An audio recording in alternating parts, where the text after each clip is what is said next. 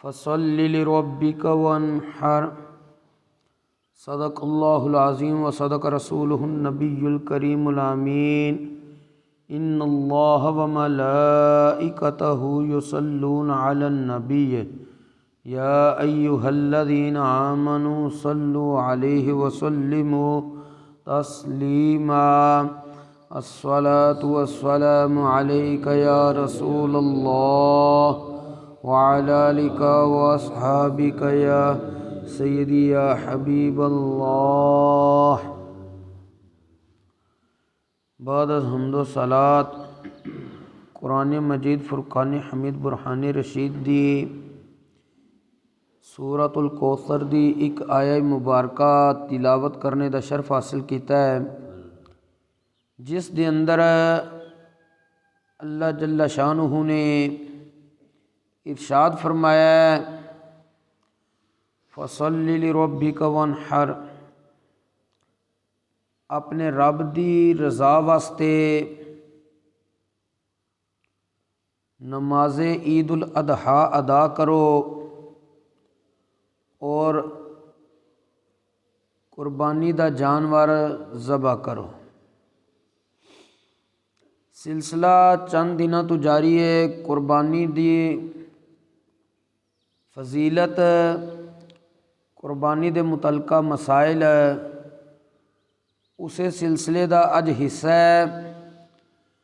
कुर्बानी दे जानवर दे अंदर ऐब कितना होवे ते वो कुर्बानी हो सकती है और कितना ऐब कुर्बानी दे जानवर विच आ जाए तो बंदा अगर उस जानवर नू ज़बह करे तो उसकी शरण कुर्बानी नहीं होएगी। अगरचे उस जानवर का गोश्त तो इस्तेमाल कर सकता है, लेकिन बतौर कुर्बानी जानवर नहीं ज़बह किया जा सकता।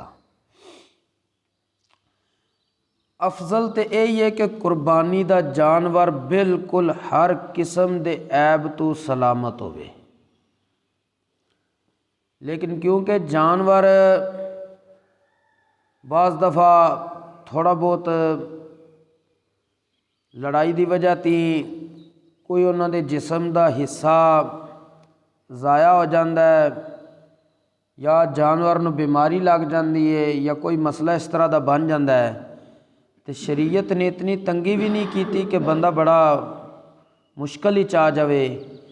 शरीयत ने थोड़ी बहुत जानवर की जड़ी बीमारी है या उसके अंदर जड़ा मामूली ऐब आया है उसकी एक हद मुकर्रर कर दी है। उस तो कम आया है तो उसकी कुर्बानी जायज़ हो जाएगी। लेकिन अफजल यही है कि कुर्बानी का जानवर बिल्कुल हर किस्म के ऐब तो सलामत होवे।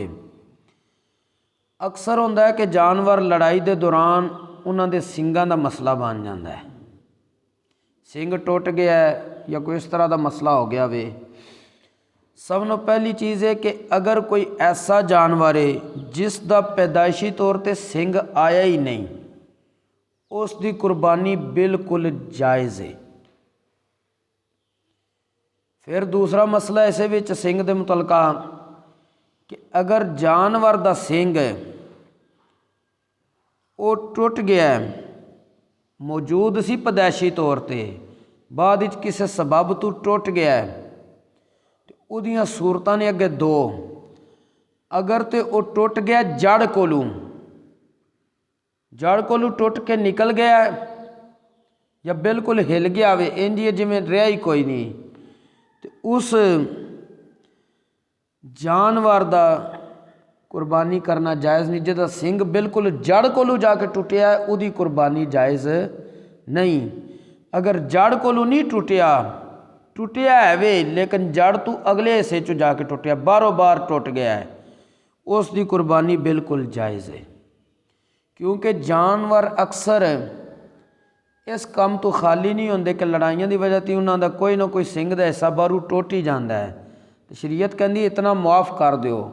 लेकिन अगर उसका पैदाइशी सिंग मौजूद सन, लड़ाई वगैरह या किसी भी वजह से जानवर ने किधरे अपना सिर फसा लिया है, वो कटद्या उसका सिंग ही टुट गया जड़ तो, फिर उसकी कुर्बानी जायज़ नहीं। ये हो गया सिंग के मुतलका मसला। अगला मसला कि बाज़ जानवर उन्होंने जुनून यानी जिन्हों कहते ना कि पागल हो जाना, ऐसी बीमारी भी लग जाती है कि जानवर अगर पागल हो जाए, जुनून उन्होंने आ जाए, अगर तो उसनों इस हद का जुनून है कि वो चर ही नहीं सकता, उन्होंने इतनी होश भी नहीं कि मैं चरना है, उसकी कुर्बानी जायज़ नहीं। अगर उसनों जुनून थोड़ा बहुत होया है जिस दे विचों खुद ब खुद अगर उन्होंने छोड़िए घास वाले मैदान चारे वाले मैदान तो वो चरना शुरू हो जाए खुद ब खुद, तो फिर उसकी कुर्बानी जायज़ है। इस तो अगला मसला कि बकरा या बैल इसनू खस्सी अगर किसी ने करवा लिया है तो उसकी कुर्बानी का की हुक्म है। खस्सी की कुर्बानी अफजल है क्योंकि नबी करीम अलैहिस्सलातु वस्सलाम ने कुर्बानी दे जानवर नू खस्सी करन दा हुक्म दिता है, बल्कि नबी करीम सल्लल्लाहु अलैहि वसल्लम ने खस्सी जानवर की कुर्बानी नू अफजल करार दिता वे। इसी तरह अगर कोई जानवर पैंगा है, अगर तो वह पैंगा सिर्फ तो उसकी कुर्बानी जायज़ है। अगर वो जानवर बिल्कुल अन्ना है उसकी कुर्बानी जायज़ नहीं, या अन्ना तो नहीं लेकिन काणापन उदा बिल्कुल वाजे। काणापन वाजे किस तरह होएगा कि उस जानवर को अगर चारे की तरफ छोड़िया जाए, चारा रख के वो चारे की तरफ जाने के बजाय थोड़ा इधर उधर हो जाए तो उसका कानापन जाहिर हो चुका है, और जिसका कानापन जाहिर हो जाए उसकी भी कुर्बानी जायज़ नहीं है। इस तो अगला मसला कि अगर जानवर नू खारिश हो गई है, उहदे जिसम नू खारिश है, तो खारिश अगर इतनी हुई है कि जानवर की सेहत ते असर नहीं पिया, जानवर मोटा ताज़ा सही तंदरुस्त है फरब है, तो वो मामूली खारिश की वजह से कुर्बानी वो लग जाएगा, उसकी कुर्बानी जायज़ होएगी। और अगर उसनों इतनी खारिश हो गई है कि उस दियाँ हड्डियाँ चो गूदा भी उस खारिश ने ख़त्म कर दिता है, फिर उस जानवर की कुर्बानी नहीं लगेगी क्योंकि उन्होंने बहुत कमज़ोर हो चुके वे। और इस तो अगली चीज़ है कि अगर जानवर लंगड़ा हो गया वे, फिर उसकी की सूरत है, कहते ने अगर मामूली लंगड़ा है कि वह कुर्बान गाह तक खुद चल के जा सकता हो तो उसकी कुर्बानी जायज़ है। और अगर वो कुर्बान गाह तक खुद चल के ना जा सकता हो तो फिर क्योंकि वो लंगड़ापन बहुत ज़्यादा आ चुका वे, इस वजह से उसकी कुर्बानी जायज़ नहीं होएगी। इस तो अगला मसला कि जिस जानवर का कन या दुम एक कटी जावे तो कितनी कटी जाए तो उसकी कुर्बानी जायज़ है। उलमा ने फरमाया कि जानवर के कन के 3 हिस्से किए जान, इसी तरह दुम के 3 हिस्से किए जान। हिसाब ला लिया जाए कि अगर तीसरे हिस्से के बराबर या तीसरे हिस्से तो घट घट उदा कन या दुम कटी गई है तो वह कुर्बानी लग जाएगा। अगर कन या दुम जानवर का तीसरे हिस्से तो ज़्यादा कटिया गया है तो उसकी कुर्बानी जायज़ नहीं क्योंकि उन्होंने चो ऐब ज़्यादा आ गया है। और अगर किसी जानवर का दुम या कन जड़ा वो पैदाइशी तौर पर है तो पूरा है लेकिन छोटे साइज़ का है तो वह बतरीके वाला कुर्बानी लग जाएगा क्योंकि वो कुदरत ने बनाया ही उदा उतना वे, वो ऐब नहीं है। इस तो अगला मसला कि जिस जानवर के पैदाइशी तौर पर कन होवन ही ना उसकी कुर्बानी नहीं लगेगी, इस नहीं लगेगी जिदा पैदाइशी तौर पर कन है नहीं कोई नहीं। इसी तरह जिस जानवर के दंद ही ना होवन उसकी कुर्बानी नहीं लगेगी, यानी इतने दंद ना होवन कि वो चरने की सलाहियत भी ना रखे फिर उसकी कुर्बानी नहीं लगेगी। अगर उसका कोई दंद टूट गया वे लेकिन वो चरने की सलाहियत रखता है जानवर तो उसकी कुर्बानी लग जाएगी। इस तरह अगर गाय या बकरी है, इन्हां दे थना का मसला कि जिस जानवर दे थन कटे जान या खुश्क हो जान उन्हां दी कुर्बानी नाजायज़ है। बकरी दे अंदर अगर एक थन खुश्क हो गया तो फिर उसकी कुर्बानी नाजायज़ है, और गाय दे अंदर 2 थन खुश्क हो गए ने तो फिर उसकी कुर्बानी नाजायज़ है। अगर गाय दे थना विचों एक थन खुश्क होया है, 3 सलामत ने, तो फिर उसकी कुर्बानी बिल्कुल जायज़ है।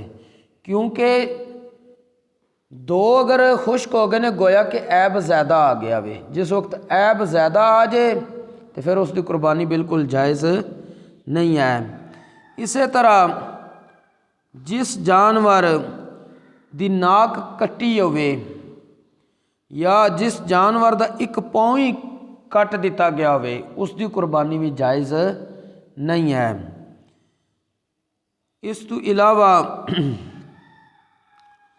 जिस जानवर के अंदर नर और मादा दोवें किस्म दियां अलामतां बयक वक्त मौजूद होवन, उसकी कुर्बानी भी नाजायज़ है।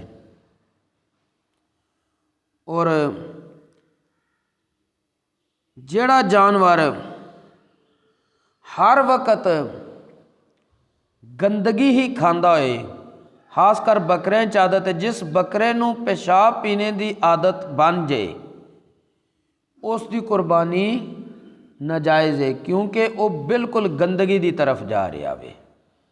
अल मुख्तसर जड़े मशहूर ऐब जानवरां च पाए जाते हैं वो जिक्र कर दिते गए ने। अगर इन्हां ऐबां विचों जितनी मिकदार शरीयत ने इजाज़त दी है उस तो घट या उस दे बराबर तक रहिंदा है तो कुर्बानी जायज़ है, लेकिन उस तो थोड़ा जिना भी वध जाता है तो उसकी कुर्बानी बिल्कुल नाजायज़ है।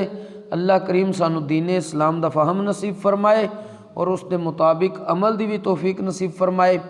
हुण इंशाअल्लाह अगला जिहड़ा हिस्सा होएगा कुर्बानी के मसाइल का, उस दे विच है कि किहड़े बंदे जानवर दे अंदर शिरकत कर सकते हैं और उन्हां दे इरादे की होवन ते बकाया दी कुर्बानी भी लगेगी। अगर एक दा भी इरादा किस किस्म का हो जाए तो सारियां दी कुर्बानी ज़ाया हो जाएगी। उस मुतलका मसाइल और गोश्त दी तकसीमे कारी के हवाले नाल शरीयत ने जो मसला दसिया है उस दे मुतलका मसाइल इंशाअल्लाह जिक्र किए जाएंगे। अल्लाह करीम दीन इस्लाम दा फहम नसीब फरमाए और उस दे मुताबिक अमल की भी तौफीक नसीब फरमाए। वमा तौफीकी इल्ला बिल्लाह।